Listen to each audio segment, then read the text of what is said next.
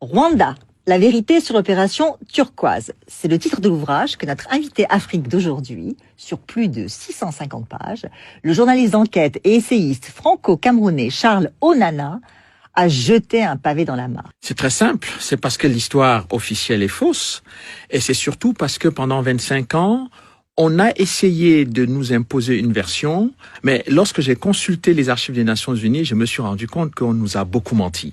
Et donc, quand même important, c'est que lorsque le président Kagame a quand même déposé une plainte devant la 17e chambre contre moi, il n'y avait pas que le président rwandais, il y avait l'État rwandais. Donc, j'ai eu 2 grandes plaintes qui ont été retirées 48 heures avant le début du procès, massivement massacré. Et je pense, et j'ai l'habitude de dire que, en fait, ce que les gens ne comprennent pas dans cette histoire-là, c'était que toute cette aide à Kagame, c'était pourquoi?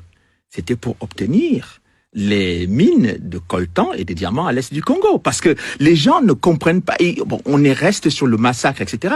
Mais on a laissé tout ça se faire parce que ceux qui voulaient mettre Kagame au pouvoir devaient être récompensés par les mines de coltan et des diamants en République démocratique du Congo. C'est pour ça que la République démocratique du Congo aujourd'hui vit une situation terrible, c'est-à-dire qu'on a dépassé le nombre de morts qu'il y a eu dans la tragédie rwandaise. C'est-à-dire on a dépassé l'ensemble de la population rwandaise de 1994, c'est-à-dire près de 6 millions de personnes. On est à près de 10 millions de morts au Congo et personne ne veut en parler parce que parler de ces morts-là signifie interroger le rôle et l'action de Kagame et du Rwanda sur le territoire congolais. Son premier ministre, Edouard Balladur, quand il a dit non, il faut qu'on fasse l'opération Turquoise au Zaïre, c'est-à-dire le déploiement de l'opération Turquoise, c'était à Goma.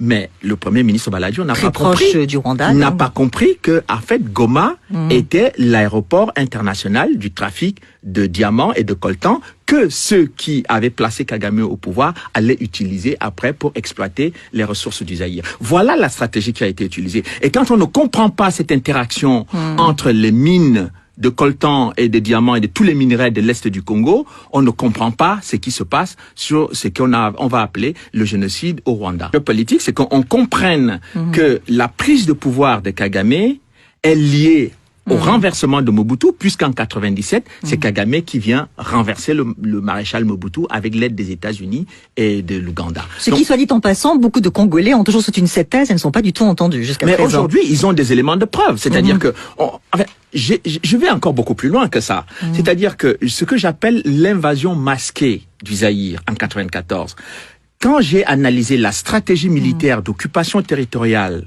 du Rwanda, je me suis rendu compte que Paul Kagame a fermé la frontière avec la Tanzanie, a fermé la frontière avec le Burundi, et toutes les populations étaient dirigées vers l'est du Congo, parce que il y avait en prévision d'envahir le Congo. Mais on ne pouvait pas envahir le Congo comme ça, brutalement, militairement. Il fallait qu'on trouve un prétexte. Et le prétexte, c'était lequel?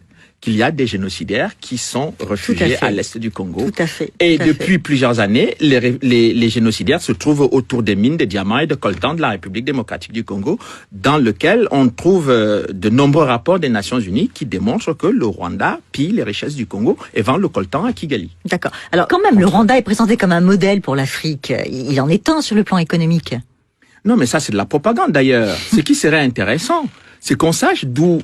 Écoutez, quand on me parle du Ghana, on me dit que le Ghana est un pays qui se bat, mais parce que le Ghana travaille qu'avec ses ressources. Le Ghana ne va pas piller les ressources de son voisin. Bon, alors, le Rwanda, il faut qu'on nous dise d'où viennent les ressources du Rwanda pour faire ce qu'ils sont en train de faire au Rwanda. Je pense que ce soit les Occidentaux ou les Africains qui prennent le Rwanda comme modèle, il faut qu'ils demandent clairement d'où viennent les ressources du Rwanda pour construire ce pays. Si on viole les femmes à l'est de la République démocratique du Congo et qu'on se tait, si on massacre les populations civiles, si on utilise les enfants dans les mines de diamants et de coltan, si chaque jour les populations congolaises sont en instabilité permanente jusqu'à la tête du pays, parce que le Rwanda mène des incursions qui sont aujourd'hui démontrées par la MONUC, je pense que ce n'est pas très sérieux, ce n'est pas très correct.